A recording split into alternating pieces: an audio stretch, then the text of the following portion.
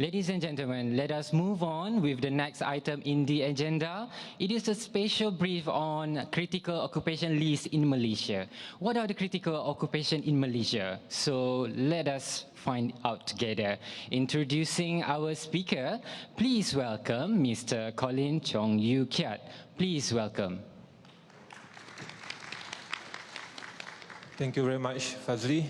Very good morning to all of you, distinguished guests. Of course, our eminent speaker we have this morning. I'm Colin Chong from the Office of the Registrar, So it's our honor to have Yang Berusaha Puan Haja Mahuran, Saru Dato Haji Sariki, who is going to brief all of us on the criticality and the importance of critical occupations in the country. So, of course, she is the Vice President for Group Research, Development and Policy, and Malaysian Professional Talent at Talent Corporation Malaysia Berhad. And, of course, having begun her career in 1992 with the Ministry of Human Resources, Puan Haja Mahuran has more than 20 years of experience in human resources management and has a wide knowledge and experience in human capital strategy, development, as well as industrial relation management. In her current capacity, Mahuran works closely with stakeholders from federal and state government and agencies, industry players, employer federations, labor unions, and international agencies in conducting research study on human capital requirement, including demand and supply skills. So, Yang Berusaha Puan Haja Mahuran also holds a Bachelor of Science majoring in Business Administration from University of Creighton.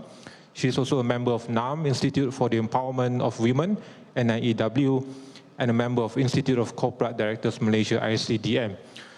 So it's our honor, Puan, to be here with us today. I believe that you have been busy for the past couple of weeks.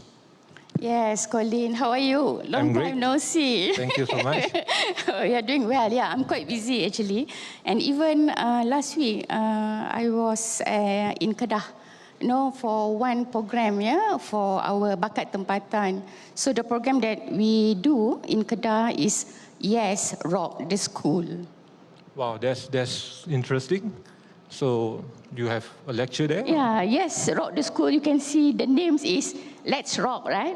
So why we want to have that program is actually to give awareness to all the bakat tempatan kita lah, all the students in school.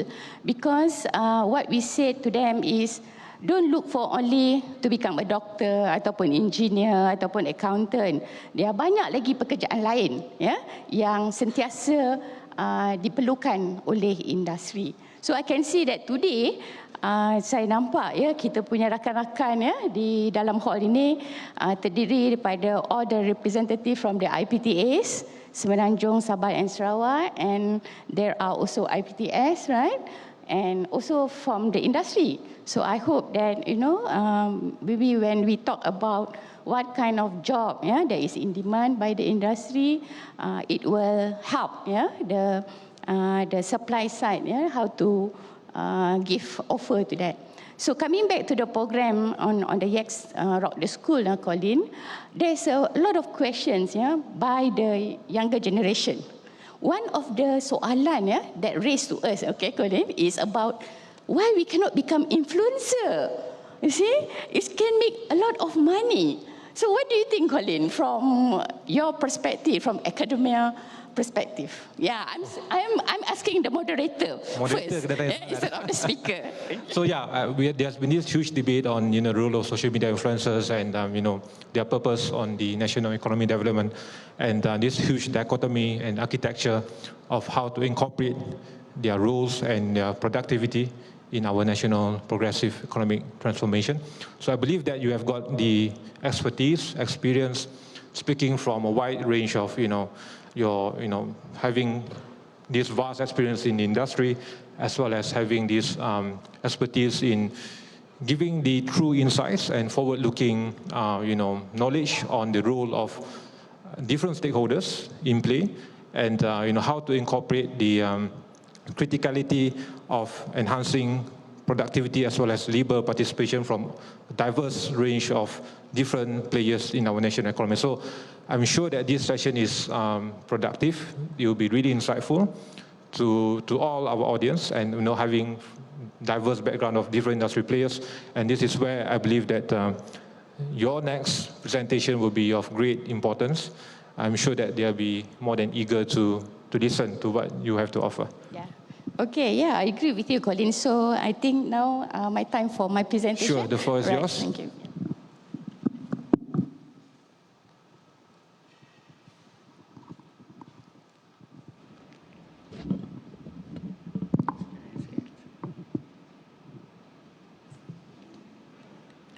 So I have to put at this.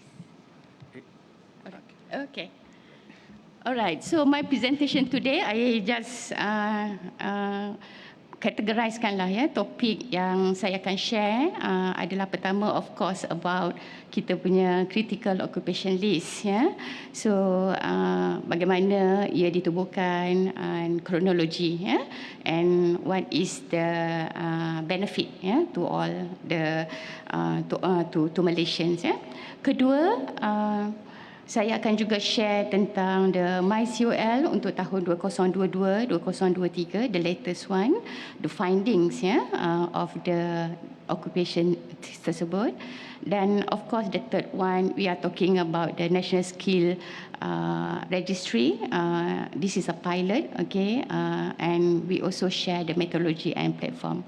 And in an early stage just now, you can see that our speaker, the keynote number 1, talking about there's a list of challenges kat situ, right? One of them is mismatch, unemployment.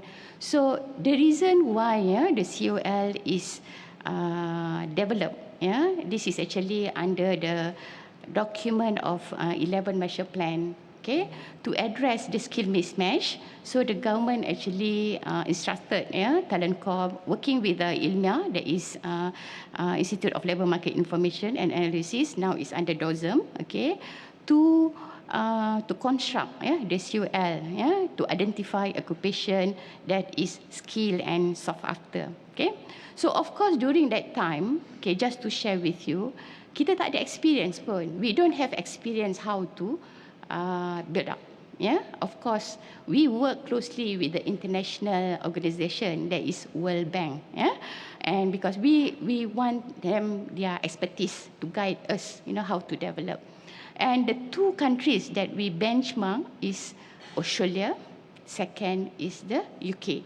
Kenapa dua country ni kita guna as a benchmark is because they use this list untuk proses their expatriate. Yeah, it's a high. Yeah, there is a skill punya. Yeah, for example, I believe in this hall, sesiapa yang nak pergi ke bekerja di luar untuk gain experience, you will go to that process, and they will list down, betul ke occupation ni is in demand, diperlukan oleh negara tersebut. Okay, in terms of partner, when we develop this COL, of course, we work together with all the ministries, we work together with all the business associations, with the industry, because it will link to the methodology in terms of the top-down, bottom-up nanti bila saya share in the later slide. So, siapa yang guna? Siapa yang boleh guna this list? Yeah, of course, thank you to Kementerian Pendidikan Tinggi, MHC, because we are part of the course review.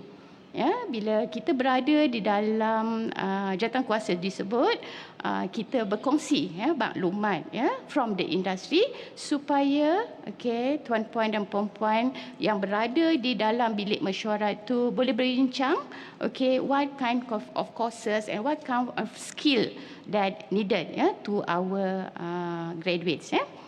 Okay, talking about the scholar, the scholar financial support, I believe you all tahu JPA, MARA, and all those finance assistant, memang they refer to us because they want to make sure, when they sponsor the students mesti dapat kerja after they graduates. This is include sesiapa yang bekerja di dalam negeri dan juga luar negara. So you can see that the total actually sponsored by MARA and JPA ramai. Kalau based on the statistics, saya nampak kepala angguk-angguk tu sebenarnya dia nampaklah the statistic, the graduate tu, dia ada MARA scholar, dia ada JPA scholar. And of course the agency that related to TVET, Yeah, so TVET is also very important. Okay, it's a semi-skill dalam maskul kalau kita tengok. Yeah, so all these courses, TVET also penting. Industri memang memerlukan all this kemahiran. Employers, recruitment agency, the training provider, this is all one of the example. Siapa yang how this COL can be applied. Of course, in program Talent Corp, kita pun ada, we process expatriate, okay, that is under My Aspect Center. Kita ada program di mana we call it REP, Returning Expert Program. Those actually the program that memang guna our COL. Okay, very fast one. Okay, the critical occupation. Apa itu critical occupation? Okay, so kita consider that is critical is the skill, the sought after and the strategy. Bila kita go to the skill, kita tengok pada maskul, maskul level. Bila maskul level, actually bila you tengok dalam website, is actually owned by Kementerian Sumber Manusia. Dia ada level 1 hingga level 8 di situ. So you can see A, B, C is a skill. Bila kita sebut a skill, definasi DOSM, is a high skill lah. Semi skill tu kita definasi the TVET lah. Tadi Datuk Seri ada share kan on all this employment. Shortage, this is what we call the demand tu lebih daripada the supply. So that is where they call it shortage lah. And of course the strategic, this is based on the GDP. I not intend to share all the statistic because kita tadi the previous presentation pun dah penuh dengan statistik. So we go to the ground of the pelaksanaan. Okay, bagaimana dia develop? Okay, as I mentioned to you, kita ada methodology kita top down, of course, we based on the national data that is from the DOSM. Kemudian kita ada survey data that is from the bottom up. When I say bottom up, it's actually a survey from the industry. So you can see from the industry, kalau we based on the M6, ada lebih ratus ribu industri kat situ. Okay, so kita follow on that, and based on the top down data and survey data, kita merge kan, kita validate that. Because this is actually the kerja-kerja ekonomis, those who are in the labour market, you are economists, this is the process of the methodology. Akhirnya, before kita publish, kita ada engagement, we call it consultation, it's a round table, sebab kita nak make sure that apa yang kita keluarkan, the list tu is confirmed by the association. For example, financial, banking, ada rakan-rakan juga tadi wakil daripada bank who are their central punya ni, it's a bank negara lah. So bank negara will see that, oh okay, right, yes, this is actually they know that the occupation yang betul-betul critical lah. Okay, since 2015 kita ada 7 publication, is all at our Talent Corp website, and if you are researcher, if you need that to be details, kita ada technical report. So there are 2 report. One is a COL punya report, and second is the technical report. Technical report is actually more on a very technical punya informations. Normally researcher from the university ataupun those students yang belajar PhD memang memerlukan that kind of information. So you can see that kat situ ada from 2015 ada 42, 48, 58. It's very small number, tetapi dia ada sub-sub. Kalau in the industry dia ada job family, occupation tu dia ada bawah lagi. So I don't go into that detail. Kemudian, just to share with you the COL in the news. This is tahun 2021, Akademi dilupuskan. One of the reference is diguna our COL. And there is also a fellow from the Royal Society of Chemistry, bagaimana dia menunjukkan tentang the engineering. The article talk about the importance of the engineers in Malaysia kat situ. Okay, this is just to share with you the list of occupation yang sentiasa keluar every year. It's a finance manager, policy planning manager. Okay, this is very general. But in the report they will be in detail. You may say that, hey, kita selalu keluarkan graduate every year, degree in what? Accounting. But it's very general. right? Dari segi ilmu, dari segi akademia, this very good. But in terms of the industry, dia ada memerlukan spesifik kemahiran atau pengetahuan. Itulah disebabkan jawatan tu, occupation tu still critical. Ya? Ini sentiasa ada daripada tahun 2005 memang ada, right? And so what happened 2021? Ingat? Apa berlaku tahun 2020-2021? COVID, right? So everybody forced to work from home, right? Kan? Work from home. So ada yang MNC company, we are okay. We have the technology, we have no problem. In terms of leader, our leader have no problem. We trust our people, they can work from home. The third one, process. Okay, we are also okay because we do have the process of work. Right? It's very easy. But kalau you tadi tengok statistik given by our DOSM tadi, kita tengok sektor-sektor, tak semua GDP tu naik, tak semua ni kan. So dia semua ada challenges masing-masing. So what happened in tahun 2020-2021, kebanyakan job yang critical adalah related to the digital. You can see that. Multimedia developer, data professional, cyber security is very important lah kan? Animation and all those. Okay, you may wonder, why nursing professional?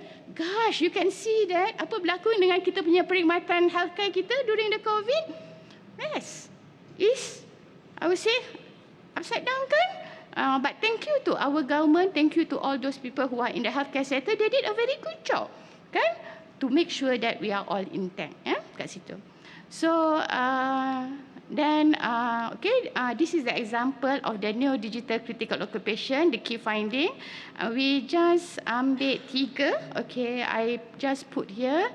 I can see that the younger generation, actually now we are managing generation apa ni? Generation Z, kejap apa? Sorry. Okay, those ni, the younger generation lah, see that? So they don't want a lecture. Right?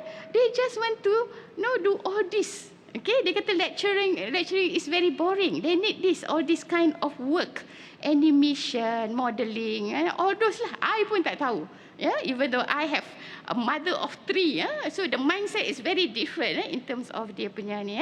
So digital games, okay? This is all the example. And this is all appear dalam kami punya COL. Okay?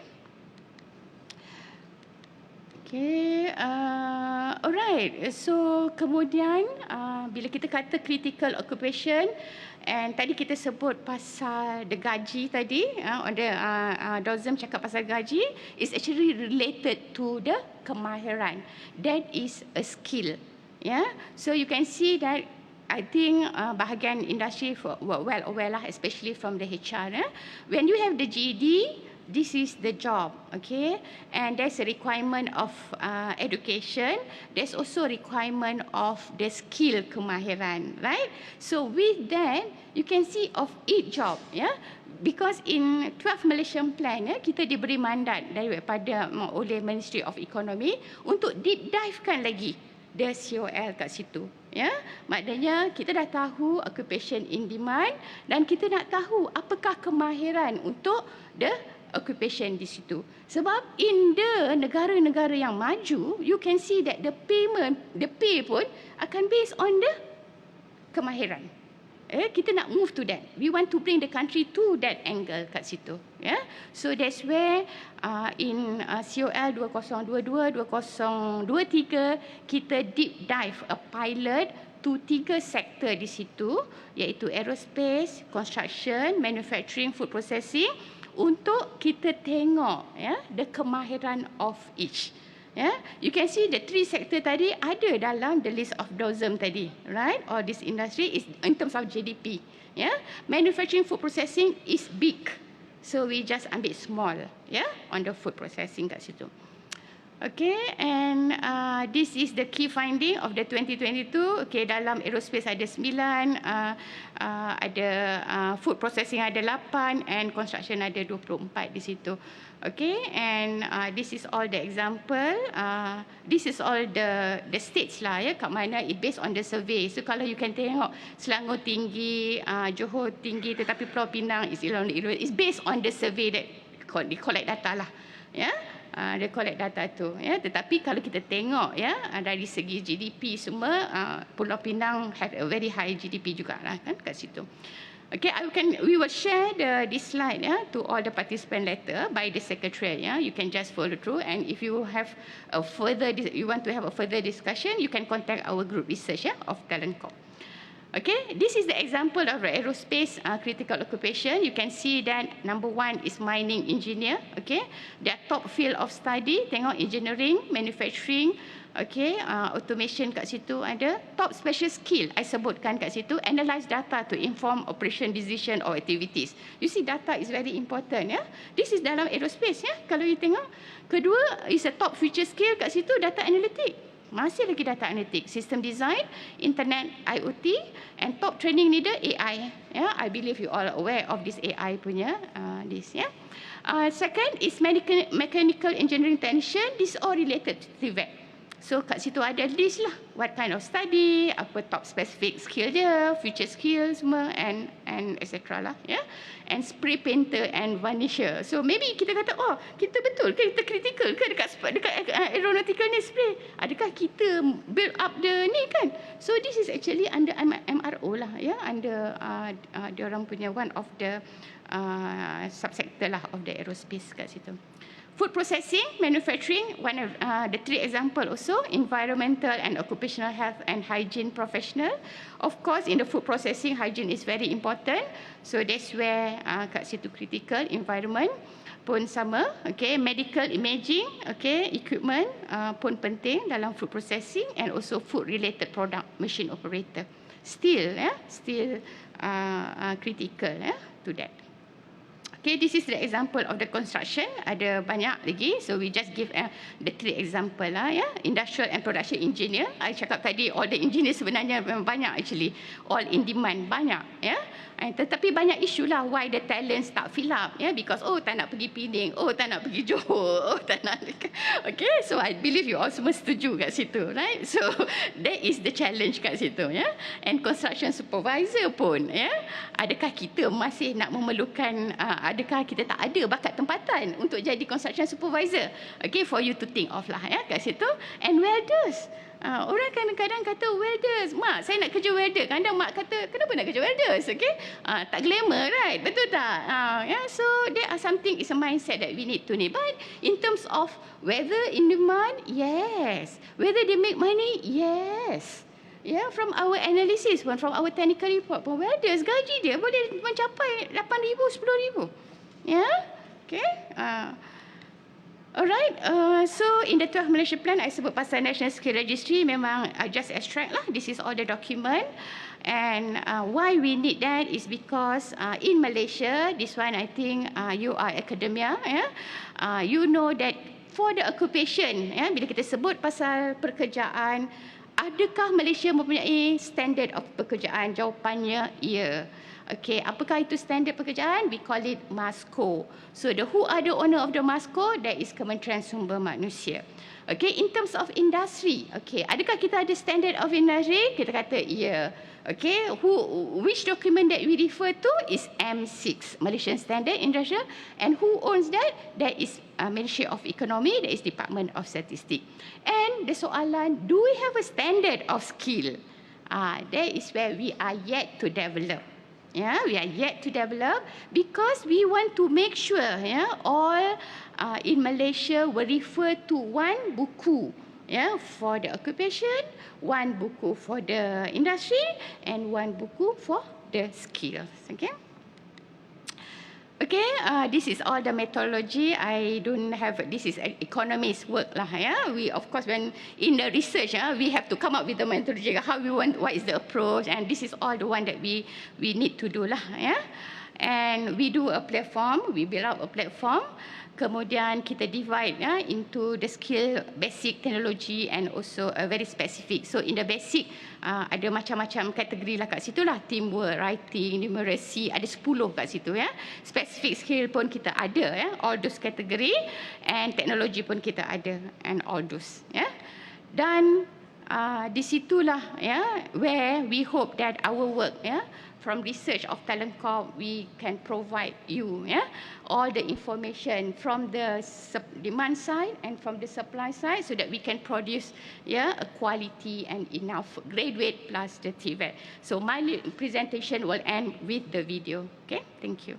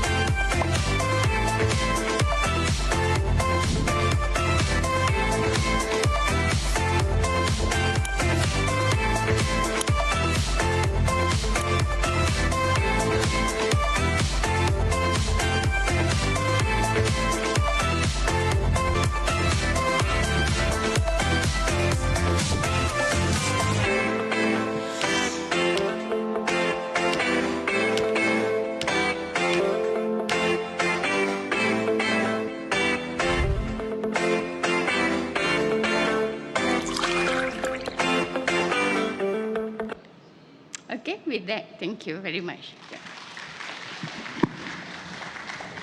Thank you so much for your invaluable insights and sharing.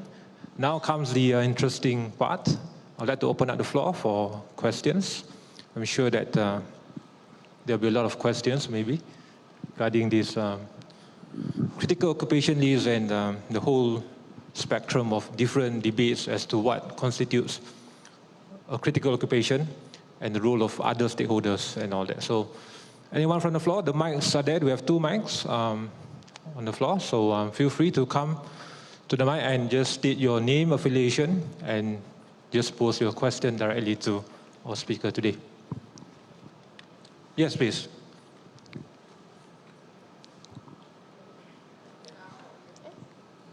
Is it audible? Yeah, feel free. Thank you for a very wonderful presentation. I'm Sun from Universiti Malaysia Sabah. I just want to know in more detail what happened to Sabah State, what are critical occupations or the job availability in Sabah, because so far just now I only saw the few states being picked up to show the the important job which are available in there. So I would like to know, is there any data or anything to share with us? Thank you. Okay, thank you. Thank you for the soalan, Mr.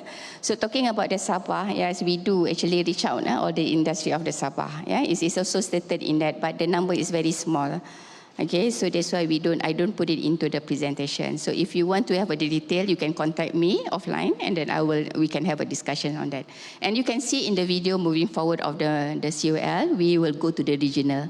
So it's including Sabah and Sarawak, because we believe that every state have their own challenges of human capital. So that's where the governments we want to go deep dive there. To Semenanjung, the state, if Sabah Sarawak, another Sabah sendiri, Sarawak pun sendiri, and for the Semenanjung we focus on northern, east and utara lah, so all kita memang akan cover. So we will kick off by we kick off this project this Friday. is the kick-off. It's a 12 months punya ni. Okay, and if you want to be part of that, you can contact me and then we'll be part of that. Yeah? Thank you. I hope I answer your soalan. Yeah? Thank you. Yes, please. Good morning. I'm here. Okay. Yeah. Thanks for the presentation. So I thought you click it. Okay, my name is Philip Tan. I'm from UOB Innovation Hub. We, as part of the bank, we've created about 600 jobs in the country just in the past 18 months, and the center will grow to about 1,000 people to do technology development for the financial services. I've got two questions. The first is, well, firstly, thank you for sharing the critical occupation list. I think it's very insightful. So two questions. Since it's been running for a couple of years, what have been the success in using that list to generate new talent working with university, either private or public, or with the industry, to generate that number of talent, right, for the critical list? The second is, how far ahead are we looking? Is it 5 years, 10 years, or is it the immediate needs? Because if it is immediate, we will take another 5 years, right, to have the talent developed. Thank you.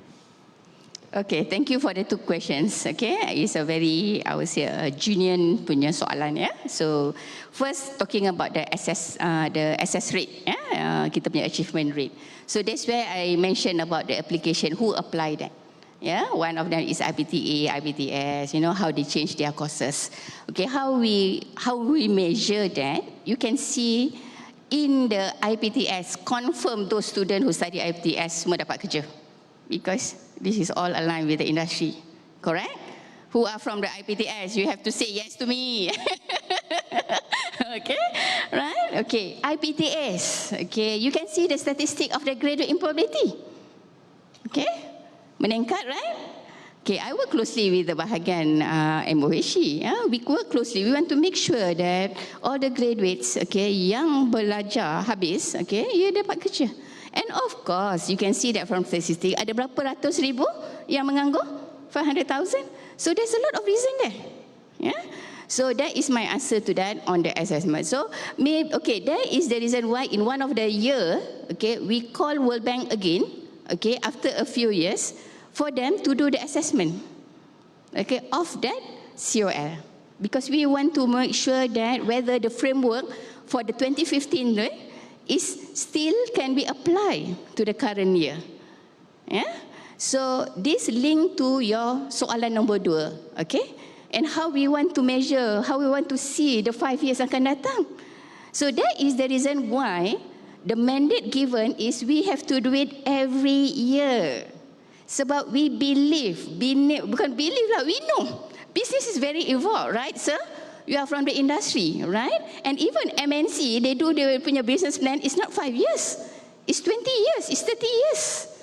I work with the MNC, I know, right? So this is why we see that we do it every year. We want to make sure, okay, that, okay, when the graduates go to the belajar and they finish degree, ada yang 3 tahun, ada yang 4 tahun, I don't know, 5 years ada, jangan kan? Okay, and when they graduate, they masih lagi ada peluang untuk bekerja and still tak obsolete lah. The occupation is still in demand. Maybe the difference is the kemahiran lah, the skill. That is the reason why we want to go deep dive on the kemahiran. Yeah, the kemahiran is very important. The skill part is very important. Kat situ, not only a soft skill, but a technical skill of each occupations. Yeah. Okay, right, sir? Thank you. Alright, dia dah bagi item ni ya. Okay, terima kasih. Okay.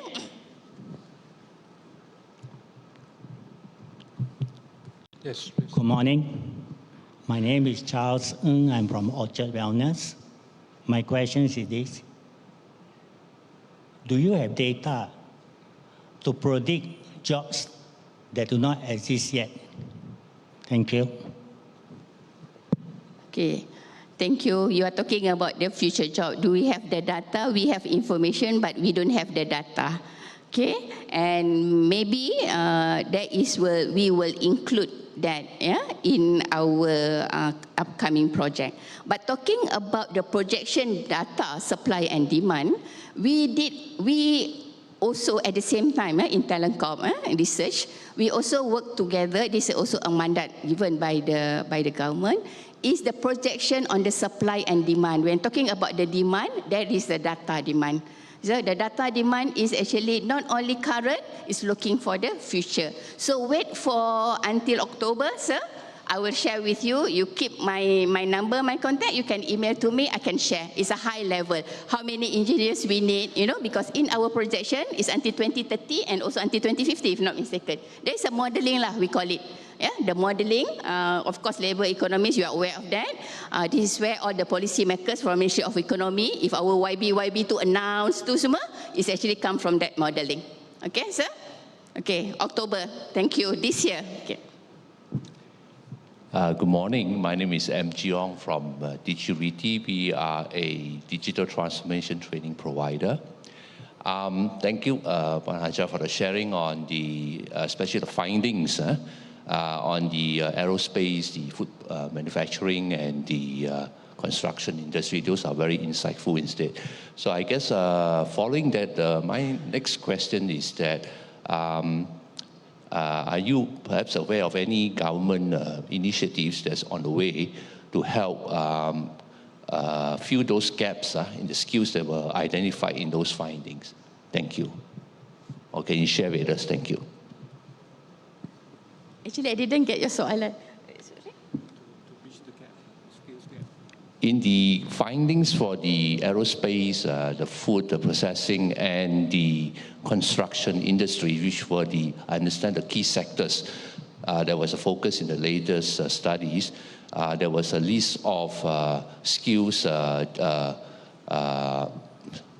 gaps that were identified. So I guess my question is, I'm quite sure some of the other audience will be interested, is to see what are the other are there any government incentives or programs that has been, whether it's planned or being executed, so that the rest of the industry players can also help to bridge this gap? All right, thank you. Okay, thank you, sir. You are asking about, is there any government agency incentive, to help, to implement the skills gap there? As at now, what I can say is this, because the report just out, okay, and of course we will contact to all the respective sector. For example, like construction, we work closely with CIDB. So, and then CIDB, you see they have a lot of members, right? So that is when they will, of course, maybe they will announce it during the budget. I don't know, okay? And same to the aerospace and also the manufacturing there. So just to make sure that is there an incentive from the government to fill the gaps there. Thank you. Okay, we might have just maybe a couple more questions before we have, let me see, we have 2, 3. We'll try to accommodate. Maybe I think we have time. Maybe we have time. So you, sir, please. Yeah, it's okay. If you don't have time, you can have my email address. You can just download and then you can email to me, because I need this all inside. Yeah, because you see, from the researcher point of view, this is very important for the government's policy. Okay, right. Sure, right? Sure. Okay, Nasri. Yeah. So please, sir. Thank you so much, ma'am, for your insightful presentation on the various industries. My name is Sriman. I'm from Garantoy Akademi, Singapore, and we have here in office in Malaysia as well. As a training provider, we always look forward to see what is the industry, way forward, right? So that we can have, better trainings so that the skill gaps can be addressed. So in Singapore, we always look forward to see that industrial training maps, where we can see that what is the way forward for that industry, at least 5 years or 3 years, at least 1 year minimum, so that we can address those skill gaps, and also what are the roles are coming way forward. It's always a challenge in here to see where we can find a common source. It addresses this problem so that we can better prepare and come back with the collaboration with the industry people to address these skills and programs. Okay, thank you. I think this is not soalan, it's a suggestions, you know. You because refer to the Singapore, the skill frame, the skill future work job, right? Yep. It's a very good. We also deal with the. We have partners also in the Singapore. It's a good suggestion, sir. So hopefully we can work together in the future. Thank you. Assalamualaikum. Boleh Lee saya from 3TP, a software company. So, why bank can we know there's any channel for the private company to give feedback the required skill we need, like as like with software company, the requirement skill in like now we go to AI blockchain. So is that this is my suggestion? Is it possible Corp they provide a direct training to some company or a group of company, maybe via Zoom, that you can invite a company to give a private specialized training? This is a suggestion. Or you can go on site to train. Sometimes we need those skills, and if government can subsidize, then we can save a lot of money. Okay. Thanks. Okay, your question, if I understand correctly, you are talking about training through Zoom, training to all those platform, whether we can claim to the government, something like that, is it? Incentive?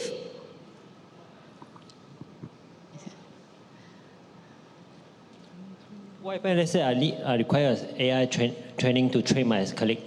So can we request to Corp provide those training, those course of training direct to the company? Direct training for the companies and employees. Okay, so you are asking me whether you can provide? No, Corp provide a training. Oh, okay, if you provide, want to no, send because a that training related is only HRD Corp. Oh, okay. We don't provide that training, yes, yeah. Assalamualaikum Puan Haja. Sorry, we just give We space. have a lot of trainings from HRD Corp on the artificial intelligence, and you can, register for those courses. It is 100% claimable from HRD Corp. Okay. Alright, thank you. Yes, sir. All right, thank you, Mr. Colin. All right, my name is Jake from UTM, representing GE, pengarah GE Malaysia. All right, so first of all, thank you Puan Haja, sebab kita actually we use the MyCOL untuk semakan kurikulum. In fact, every 3 years kita semak kurikulum, and we use MyCOL to refer for all the academic programs. Okay, my first question is, kita dapat tengok tadi daripada Datuk Seri Uzair punya presentation, right? So one of the job position title is in oil and gas industry, makin gaji tinggi dia cakap. And then Puan Haja pun ada menceritakan tentang di peluang, right? Job opportunities in oil and gas also tinggi. Tetapi apa yang kita lihat di universiti, the trend for chemical engineers menurun saban tahun actually, dan paling teruk actually this year. Tetapi gaji dia orang tinggi. Bila dia dapat kerja gaji tinggi, tetapi peluangnya sikit. Itu chemical engineer. Jadi it's regarding the technology punya part lah kan. Tapi how about the social science programs? Adakah program-program ni bakal dijumutkan? We don't know, right? So kenapa dan tidak dinyatakan lah dalam MyCOL kali ini? Thank you so much. Okay, thank you. I got your first question. I got the second question. I'm not very clear the third one. Tapi I address the first one because I think I'm conscious about time. The first one you're talking about the data of the oil and gas tu banyak in demand. Tetapi dari segi universiti you all kenapa enrollment tu makin lama makin rendah? Yeah, is it? Are you talking about? GT, the graduate employability makin rendah. Okay, so I cannot answer that lah actually sebenarnya. Okay, sebab the demand is there. It confirm the demand is there. Tetapi kalau dia kata GET tu rendah from your side, so I don't have the answer for you. Tetapi what I can cadangkan you, why don't we go do a study? Okay, I can work together with you. You can contact me offline and maybe we can discuss that. I also want to know kenapa, betul tak? Betul. Yeah? Sebenarnya Okay. I dah rujuk actually a few universities untuk chemical engineer saja. Kalau Alright. electrical okay, Yes. mechanical okay, Okay. but just for chemistry. Yes, you pun ada ramai researcher. Let's do a study and we want to know. Kita dah tahu kita punya problem statement kat situ. So we need to study and then we can come up with the findings kat situ. Second soalan yang dia tanya tadi is kenapa kita fokus on the 3 sectors itu is because during that time, okay, another international association, international organization that is ILO, because they have a project with the Ministry of Economy, and that's where the suggestion on the construction and is come into their sector kat situ because they want to focus on ada yang kat Sabah, ada yang kat Kedah, ada yang kat situ. That is the reason. So the third one, your soalan, you are talking about which sector that you will go in under MyCOL, kan? So it's based on the regional. If you go to regional, Sabah sector dia different. Ya, tuan, you tengok ya, Sabah sektor industri different. Sarawak sektor industri dia different. Utara sektor industri different. The future of social sciences program, academic program. Future social science. Okay. Alright. Yang saya tanya sebab tadi mostly technological, engineering. Yes, okay. Right. Okay, so at the moment I don't have that data information on the social ni, but you can contact me after this and I will just give you what we have. Thank you. Right. I'm using my authority as a moderator for me to extend for 5 more minutes just to request for your kind assistance. I'm sure that there has been so much interest. It reflects the importance of your speech. I'm sure that there will be a lot of different discussions. You can meet with our speaker personally later. But I'd just like to extend for one more question from the floor. I'm sure there will be a lot of takers. Yes, please. You'll be the last one. Thank you for the chance. I'm from Simeo Wrexham. Shah Jahan, my name is Shah Jahan. Okay, actually we are talking about the future jobs and the MOE's part there. Tapi I want to get clarification.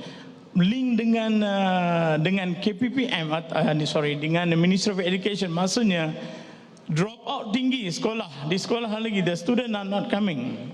I mean, our future jobs, tapi for science and mathematics, there's a lot of dropouts. They cannot continue. So how we want to link? We already have a projection. We know what we need. We know the MOHE, they are going to construct the courses all. But the problem is the supplier, the demand. The supplier cannot supply. So thank you. Okay, terima kasih sir. Thank you for highlighting that. Dia highlight tentang a dropout. So if tuan-tuan tengok from the news ada 30,000 students yang tak mengambil SPM tahu bila tahun lepas. It's shared by the YB Menteri of Pendidikan baru-baru ni. So bagaimana kita nak address that on the supply side. So you can see that Talent Corp also be part of that. That is where the program of Yes Rock, the school come into that picture. Because we want to menarik all those anak-anak yang tak minat belajar, tetapi kita masukkan dia ke dalam industri untuk bagi dia SKM punya training lah, supaya mereka aware.